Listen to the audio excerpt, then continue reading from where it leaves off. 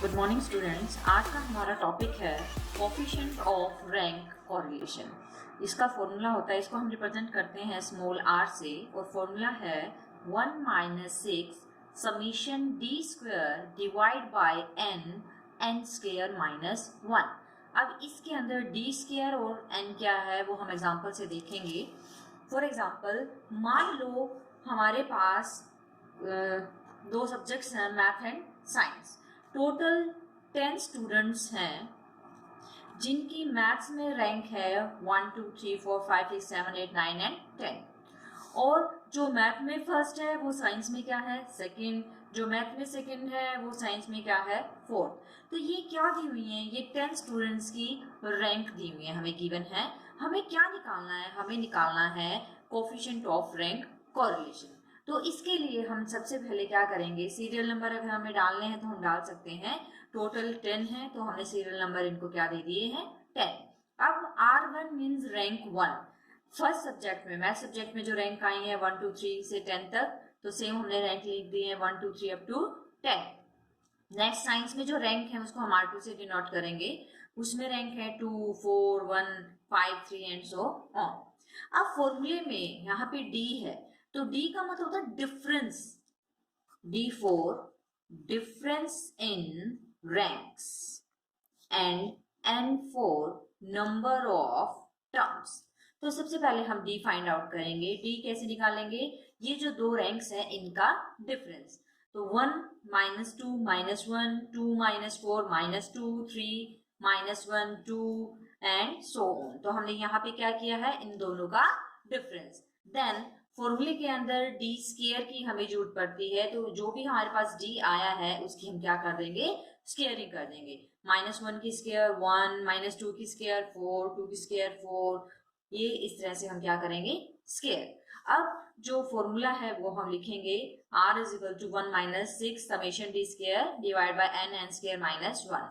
अब यहाँ पे 1 माइनस 6 समेशन डी स्क्वायर, यानी कि जो डी स्क्वायर आया है उसका समेशन, उसको जोड़ दो, तो उसका समेशन हमारे पास आया 40, तो इसकी जो वैल्यू है वो हमने यहाँ पुट कर दी 40 divide by N.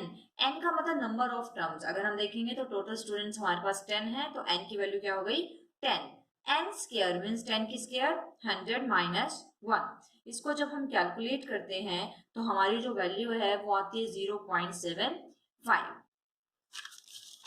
Next question के अंदर सेम हमें फाइंड करना है कोफिशिएंट ऑफ रैंक कोरिलेशन। हमें x एंड y दो वैल्यूज दी हुई हैं, तो इस क्वेश्चन में हमें क्या करना है, सबसे पहले हमने x की वैल्यूज जो गिवन है क्वेश्चन के अंदर वो हमने नोट डाउन की हैं।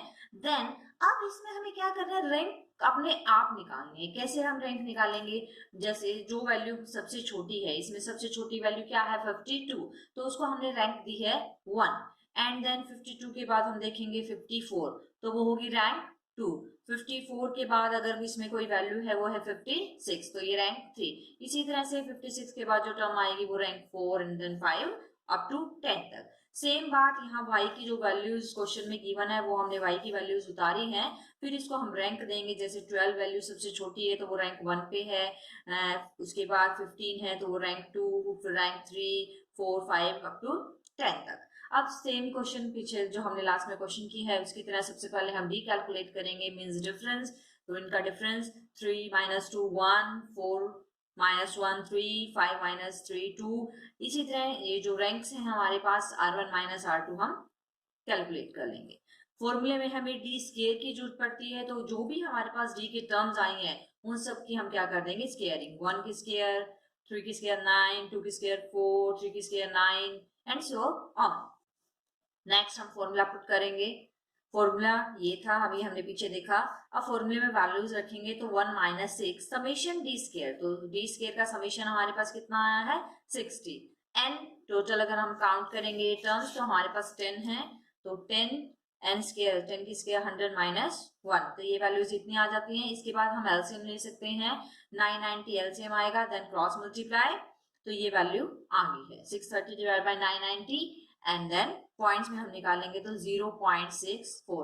ध्यान रहे जो रैंक का आंसर आएगा वो -1 और 1 के बीच में आता है। अगर आंसर 2 आ रहा है तो आपका गलत है, अगर आंसर -2 आ रहा है तो भी आपका क्या है, गलत। जो भी रैंक की वैल्यू आती है वो ऑलवेज -1 एंड 1 के बीच में आती है। तो ये जो हमारी यूनिट थी स्टैटिस्टिक्स वो हो जाती है कंप्लीट। कल हम नेक्स्ट यूनिट स्टार्ट करेंगे। ओके।